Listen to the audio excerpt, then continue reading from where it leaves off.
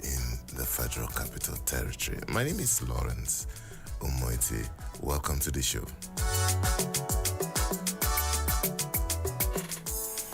Yeah, today promises to be a very interesting day with the array of newspapers we have on standby for the review. We shall be taking a flight across the pages of these papers, and later we will come back to look at some of the stories in detail.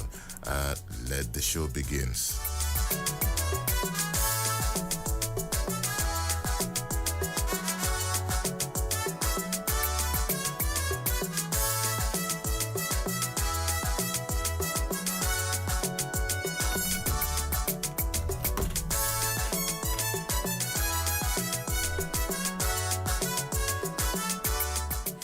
All right, we start off with the Guardian newspaper, and the paper leads with the story, Jonathan Obi advocates strong institutions as Tinubu leads Independence Day celebration.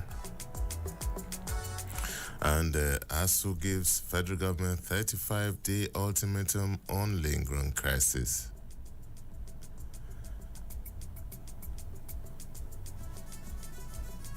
El-Rufai says, I didn't steal as governor. I am ready to swear with Quran. And PDP not one-man enterprise, governors reply Wike's ally.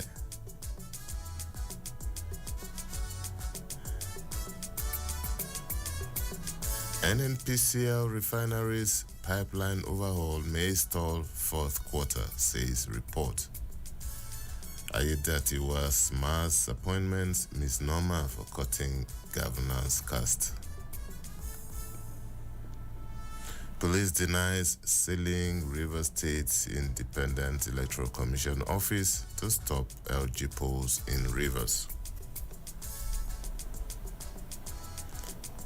US, Britain, Saudi Arabia celebrate Nigeria on independence anniversary. Used vehicles importation slumps by 83% in the first half as income weakens.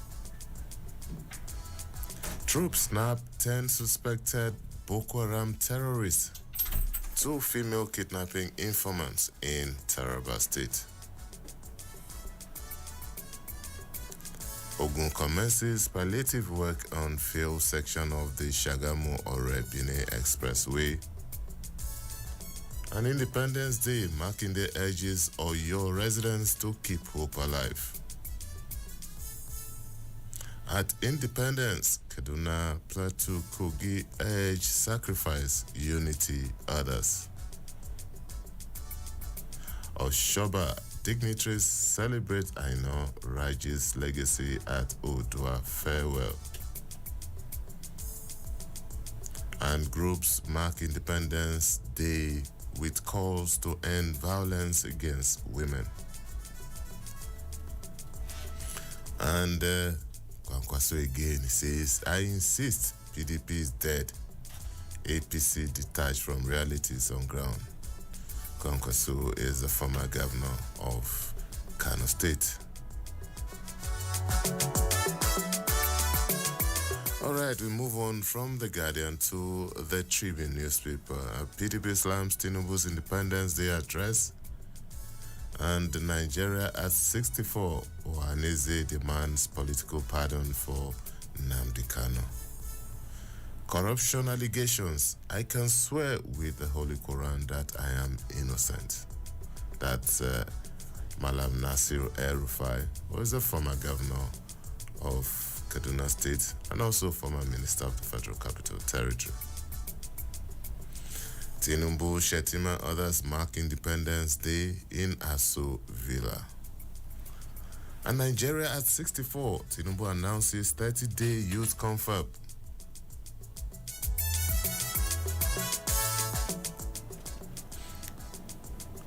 Debate, and this is going to the foreign scene. U.S. vice presidential candidates defend Trump and Harris. And APC fumes as PDP accuses Tinubu of making false claim. Still on Independence Day, Tinubu governors preach patriotism at 64th Independence Day parades. Federal government extends Rise subsidy program to state.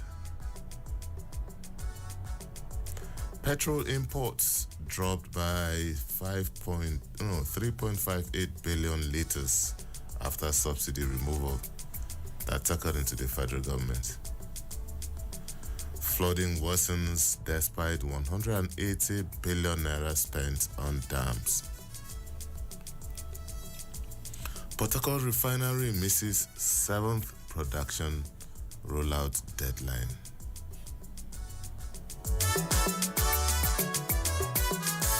All right, we move on to the Nation newspaper, and the lead story here is governors says Tinubu's reform will take Nigeria to greater heights. And still staying with the Nation newspaper, Sanwo-Olu, Abiodun, others are now First Lady. Nigeria at 64, military display at Aso Villa marks low-key event. Okay, we move on to Daily Trust now.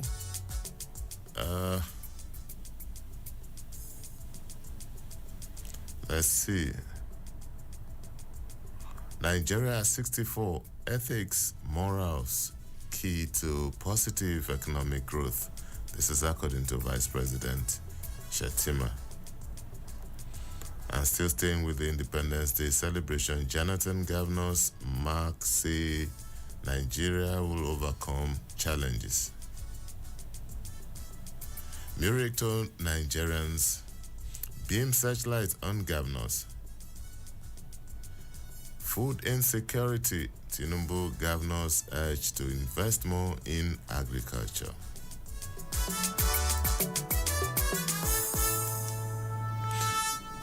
All right, we move on to the leadership newspaper, and as expected, the paper leads with the Independence Day celebration. Mixed reactions trail Tinubu's independence broadcast.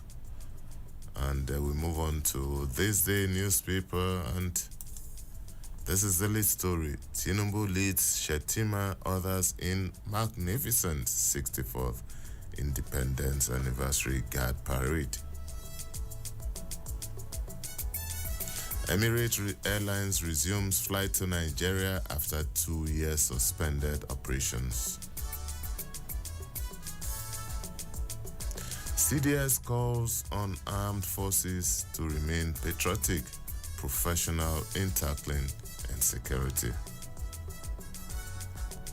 Jimmy Carter emerges first ex-US president to mark 100th birthday.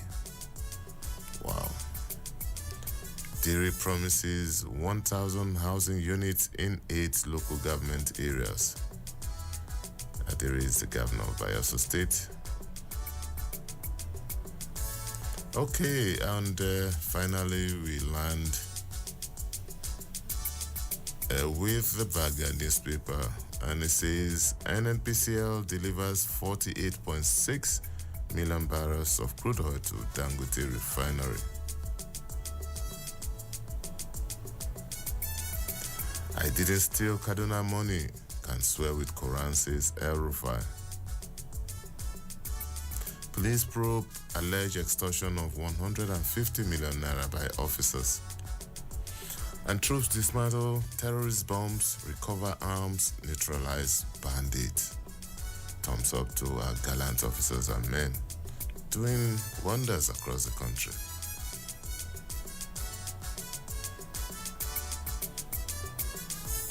All right, that will be all we can take from the pages of the papers in terms of the headlines. We'll take a short break. When we return, we will look at some of the stories in detail. Please don't go away. It's still Newspaper Review on Citizen 93.7 FM here in Abuja.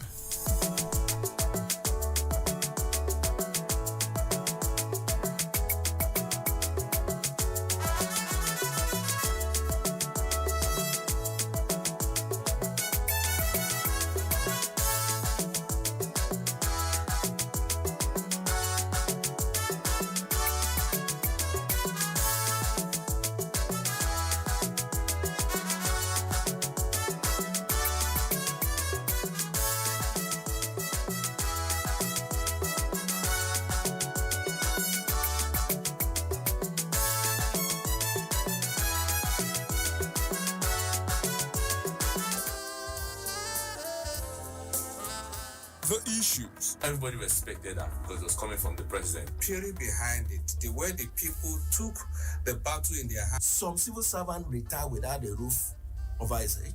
The cause. If we cannot trust you, then you cannot take the ticket of this country. Hussein cannot be divorced from those who cause the crime. Honestly. The passion. You must have national spread. So where is it? Why are you so concerned about that? He said money was. I never. No. The platform is always the same. Insight on Citizen FM 93.7. The source is constant. My name is Lawrence Umoite. There is always an opportunity. Tomorrow, Insight returns with another interesting. Insight with Lawrence Umoite on Citizen 93.7 FM Abuja. Be part of the experience.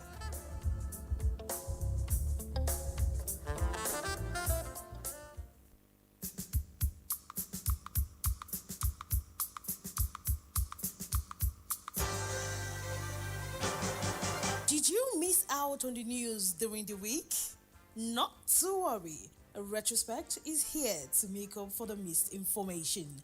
Retrospect is a complete package of all the major news headlines that made the airwaves from Sunday to Saturday. Join me, Esther Nwusu, on the program Retrospect on Citizen 93.7 FM Abuja every Sunday at 6 p.m. Retrospect. We keep you informed.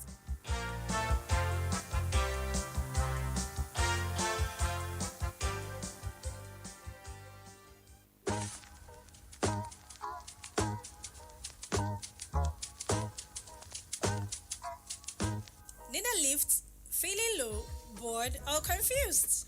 Want your dream to brightly glow? Here is what to do. Women's Corner is waiting just for you.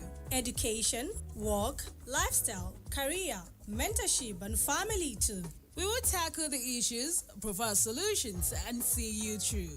Finding your voice, reaching high, and making an impact. Women's Corner, where knowledge can fly. Join us every Mondays and Wednesdays at 1 p.m. for inspiring stories and practical advice to reach all your glories. It's Women's Corner on Citizen 93.7 FM Abuja. Woman don't suffer, lower everybody.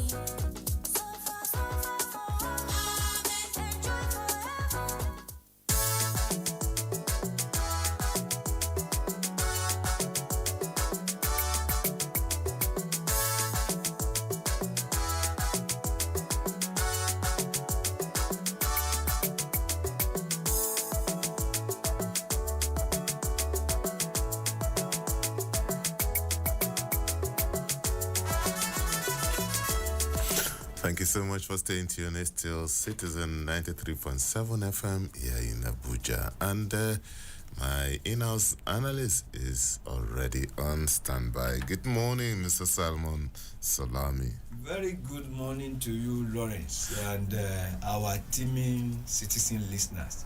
Happy Independence in arrears. All right, Mr. Salman is the Chief Operating Officer, Citizen 93.7 FM, and is, as usual, is going to bring in his wealth of experience in helping us to navigate some of the stories. Once again, welcome, sir. It's a pleasure being here. All right, and don't forget the phone lines are open. You can join us in the conversation.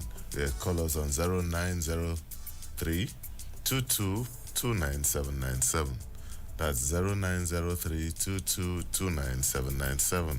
You can also call us on 0818 2222205 or 0818 2222206. Mrs. Salami, where else to start than from the independence celebration yesterday? Spectacular and very colorful events at the presidential villa yesterday. And I think this day newspaper captured the events aptly. It says Tinubu leads Shetima, others in magnificent 64th Independence Anniversary Guards Parade.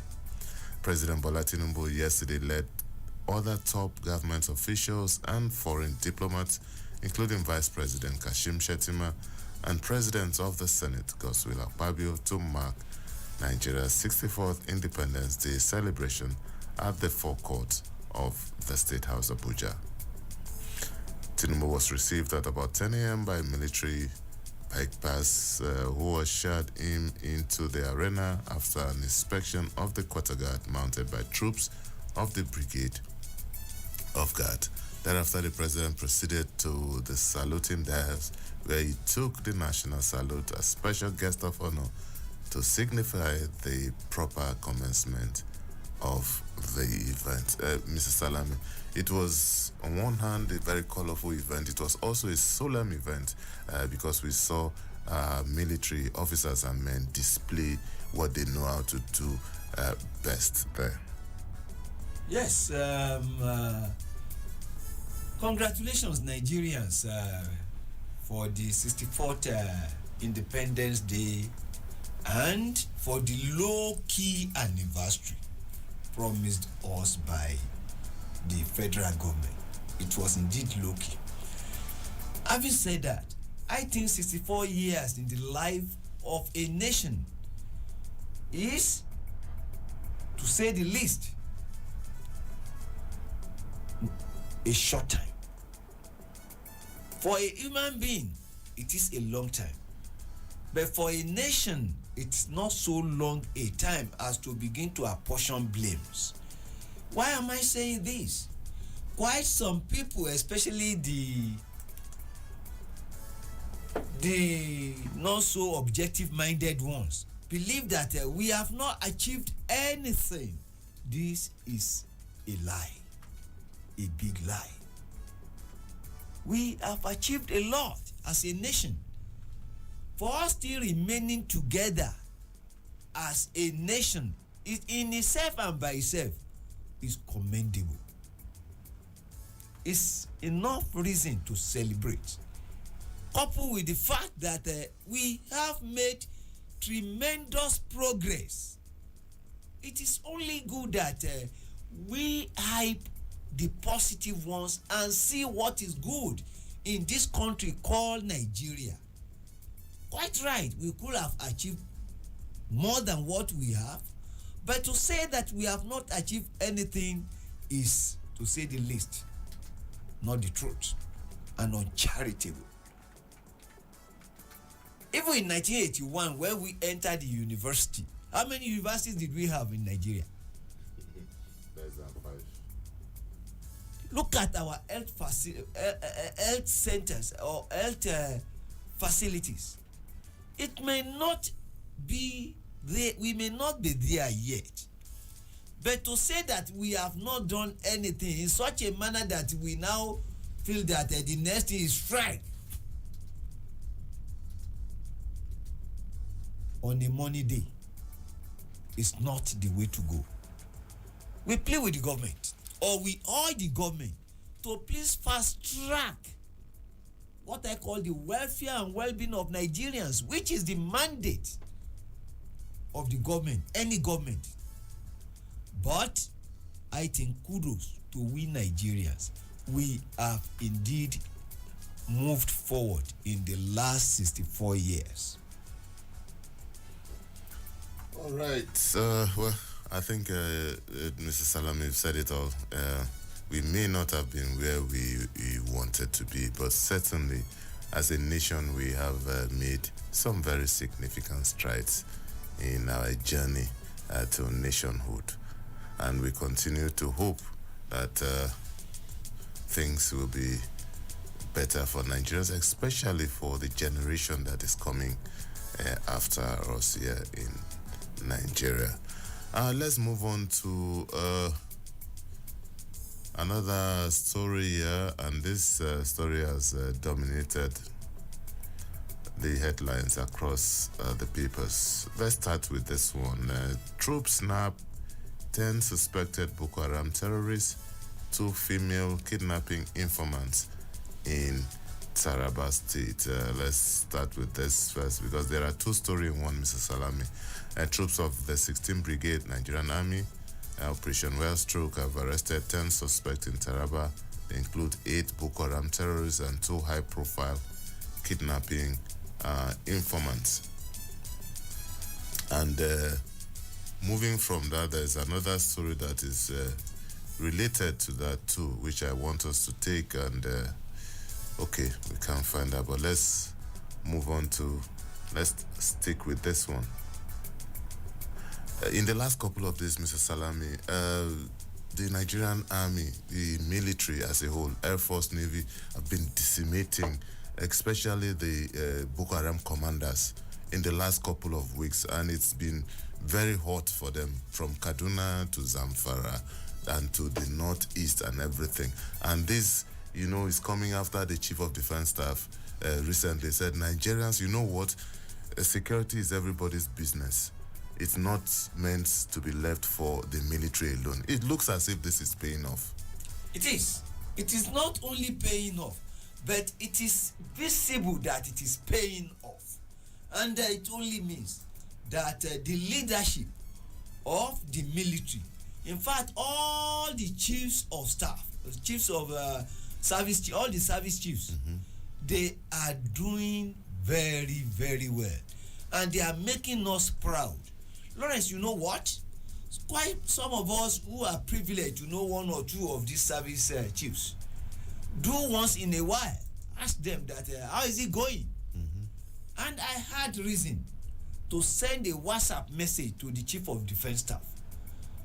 I asked him that, I told him that it is good that you have now taken the fight to the doorstep and that you are now being proactive and not reactive. Again, he said, we will do more. No retreat, no surrender. That was his word. And of course, knowing General Chris Musa as we do, he's a man of few words because he believes in action, and I think that is what soldiers are trained to do. You don't hear words from soldiers. All you see, action. And that has been what the military or the security agencies have been doing in the past few weeks. In actual fact, they have been decimating the commanders of the Aswai Boko Haram or the kidnappers. And this is just a patriotic act. We should continue to praise them. We should continue to extol their virtues, especially their patriotism. We sleep in our houses, on our cozy beds, even if it is not cozy, but we still sleep in our houses. They hardly sleep. Why many of them have not seen their families in the last 2 years or so? For our today, they forfeited their tomorrow. And I think the only thing we can do to appreciate them, the least we can do is to say, ye patriots, may God bless you. Yes. We appreciate you. In actual fact, we shall always remember you, and the labors of our heroes past will never be in vain. Amen. And we, apart from praying for members of our armed forces, we should also do the needful and help them in terms of passing critical intelligence report to them, because especially in the rural areas, in our communities, we live there, we know the people around there. A common thing, as if you see a strange face moving around for 2-3 hours in a particular area without anything, you know that this is not usual. You call the attention of somebody. If you see some people move into a building and they don't leave the building, they stay indoors throughout, you know that something is amiss. If you see certain things, so these are some of the things that we can do. These are some information we can give to help our military to track down these bad boys. And just like the CDS said, there's a report here, the CDS calls on armed forces to remain patriotic, professional in tackling insecurity. And the story has it that the Chief of Defense Staff, General Christopher Musa, has called on all members of the armed forces to remain patriotic, abide by their professional calling in ensuring that peace and tranquility prevails in the country. He also said that the armed forces under his leadership will not pay mere lip service to the germane issues of patriotism and loyalty to constituted authorities owing to the great responsibilities placed on the shoulders of the military over these eventful years. May God continue to bless General Chris Musa and indeed all the service chiefs for this patriotic job they are doing for this country. Democracy has indeed come to stay in this country. With General Chris Musa as the Chief of Defense Staff and other service chiefs, we now know that the only thing that can happen to our democracy is to deepen it and ensure that our politicians and indeed public office holders deliver the bountiful dividends of democracy to the people. All right, Mr. Salam, let's move on to another story here. But meanwhile, you can join the conversation. You can call us on 0903 2229797. You can also call us on 0818 2222205 or 0818 2222206. Federal government extends rice subsidy program to states. The federal government is expanding its subsidized rice program to alleviate food insecurity in Nigeria, with sales set to launch in Lagos, Kano, and Borno State. This is according to the director of the Federal Ministry of Agriculture and Food Security who stated this on Monday. Early in September, the Minister of Agriculture and Food Security, Abubakar Gari, announced the launch of 40,000 naira per 50 kg subsidized rice in Abuja, stating that the initiative was part of a broader strategy to urge that no Nigerian goes to bed hungry. Mr. Salami. On a very lighter note, are journalists, pressmen, not Nigerians? Let the federal government extend this rice palliative to the press. Having said that, I think there is the need for the government to be more proactive and introspective. I've been saying it that at the end of the day, palliative is not the way to go. As a short-term measure, yes, I agree. But we should remember where rain started beating us from. The only thing and the right thing to do is to prioritize agriculture. We have universities of agriculture, quite many of them. Federal University of Agriculture should live up to its bidding and come up with the 21st century thinking in agriculture in such a way that Nigeria will be able to feed ourselves. Not only that it will export food and not import food. That's why when we lived on agriculture and the proceeds from agric took good care of all the regions in the north, we will not forget in a hurry the groundnut pyramid. God bless you. The cocoa house is still there in Ibadan. Whenever you move to the then capital of the western region, this first and only structure that will attract your attention is the towering cocoa house. Up till today, I have not seen another one because Nitel building in Lagos wasn't built from the proceeds of agric. So, ditto the southeast, where Okpara held fort or held sway. Palm oil and indeed palm products for the order of the day that time. And the southeastern state or the eastern region, so to speak, the eastern region was doing very well. Very, very well. It only means that what is sustainable is the proceeds from agriculture. Of course, we are not talking of Hoe and Cutlass way of doing it. The world has moved forward. The world has moved forward. It is now agro-business. Exactly. In such a manner that indeed farmers are now kings. Exactly, Mr. Salami.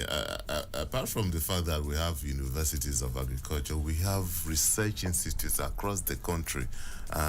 We also have a lot of fertile land that God has blessed us with. If you go to Niger State alone, you'll be amazed at the arable land that is just waiting to be cultivated. And just like you said, we need to, as a nation, federal government, state government, even local government, even private individuals, we need to change our mentality of agriculture.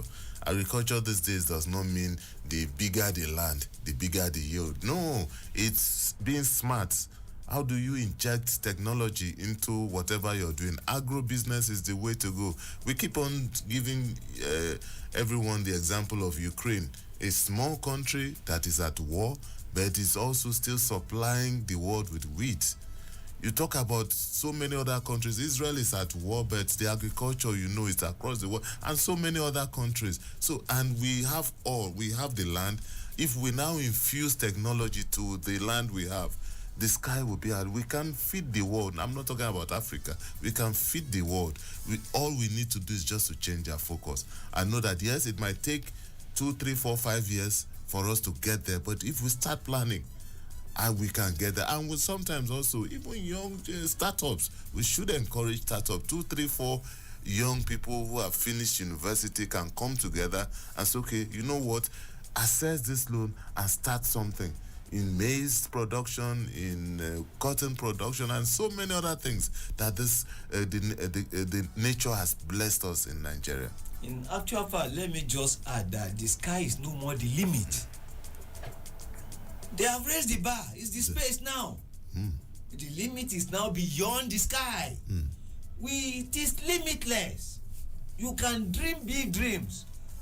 When you go into agro business, you will achieve your aim and exceed your expectation in life.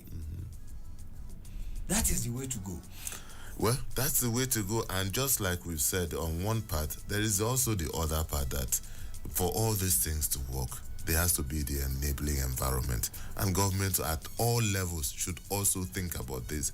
When there are infrastructure on ground, when the power supply or the cost of power is not killing to the small startup, and if all these things are taken into consideration and security, then there will be enough encouragement for people to go into some of this. It's not something unsurmountable. It's not something that we can't do as a nation. Mr. Salami, we can't do it. We just can't do it. It is doable. It is. And I think it's the only way to go. Any country that cannot feed herself will always be at the mercy of other nations. And that is why we at Citizen FM are urging all the tiers of government to please encourage agriculture. Let us do it in such a way that we will not only feed ourselves, but have access to export. And the Naira, our national pride, the currency, will now take its rightful place in the Committee of Currencies. Because we will have a lot to export. Of course. And we will not buy food again. And of course, since we eat what we produce, naturally, our national symbol, our national pride, the currency, will firm up and stand up to any currency, be it dollar, be it pound.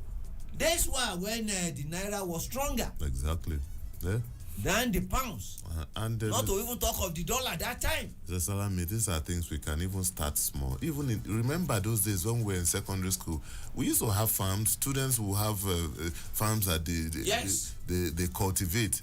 And at the end of the farming season, there is a lot to yield that they use in cooking food in the dormitories and so many other things.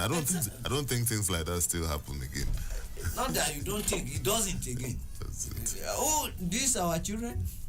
Anyway, Mr. Salah, we're still talking about beaming searchlight. The Islamic human rights organization Muslims Rights Concern has tasked Nigerians to beam their searchlight on state governors as they celebrate the anniversary.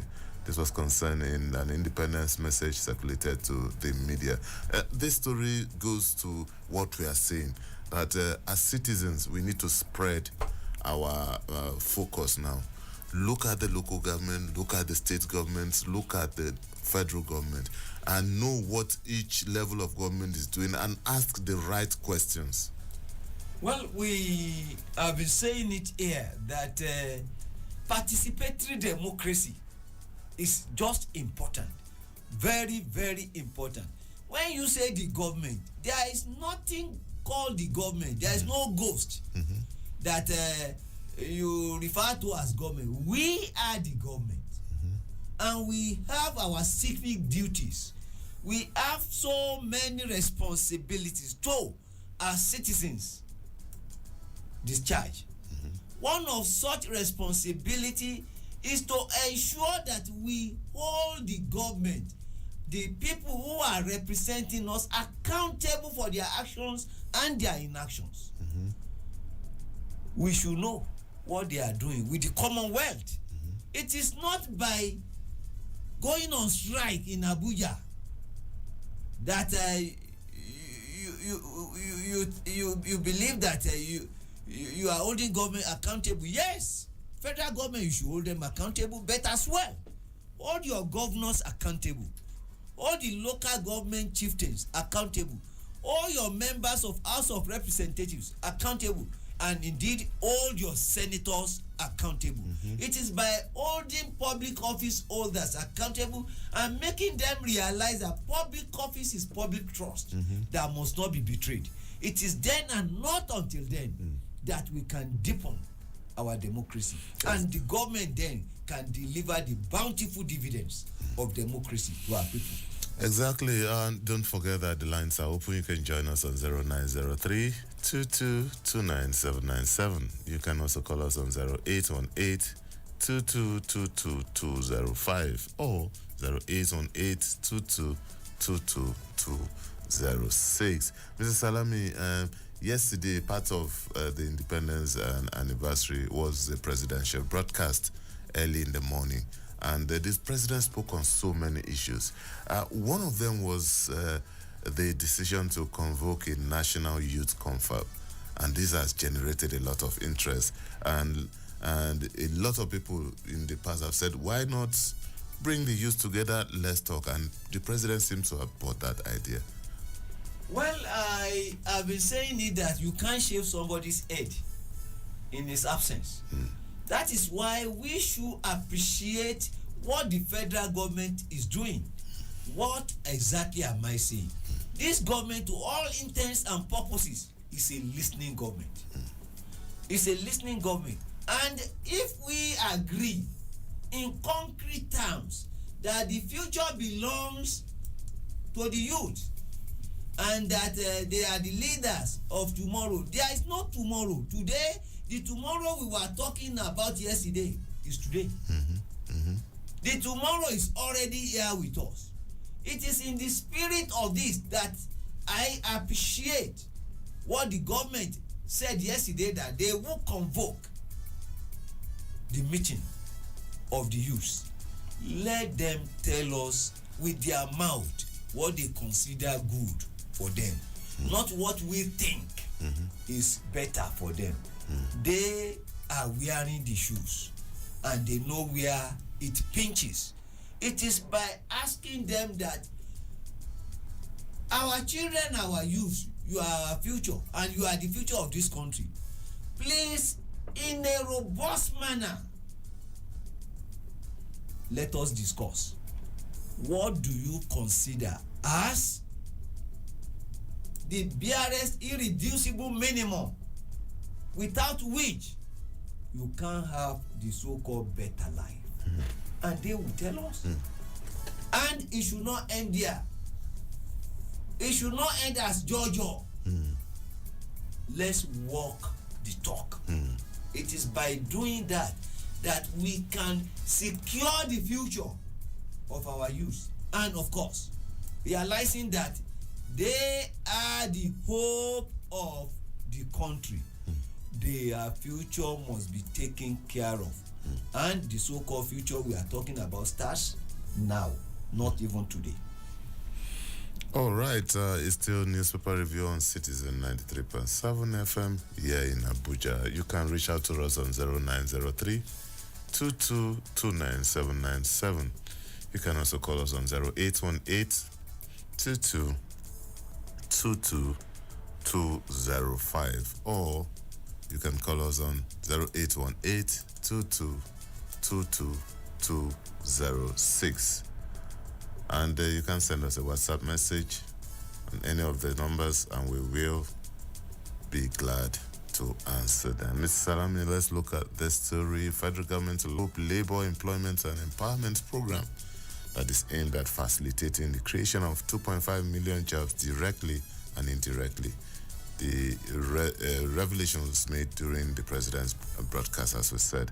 It is conceived as a comprehensive suite of interventions at job creation by the Federal Ministry of Labor and Employment that is aimed at facilitating the creation of 2.5 million jobs. I cannot wait to see that happen.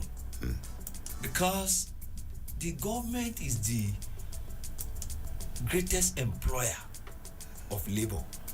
And there is the need to empower our youth, especially the teeming graduates who are just roaming the streets looking for the non-existent white collar job.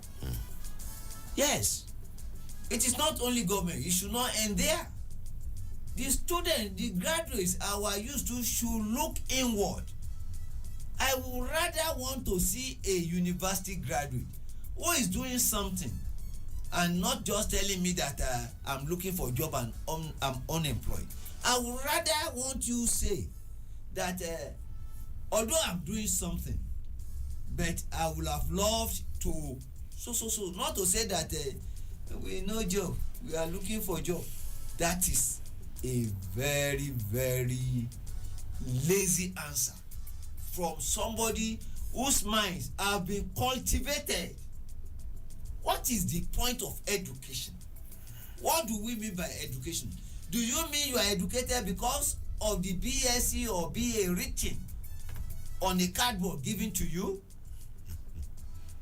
This certificate in itself and by itself is not education.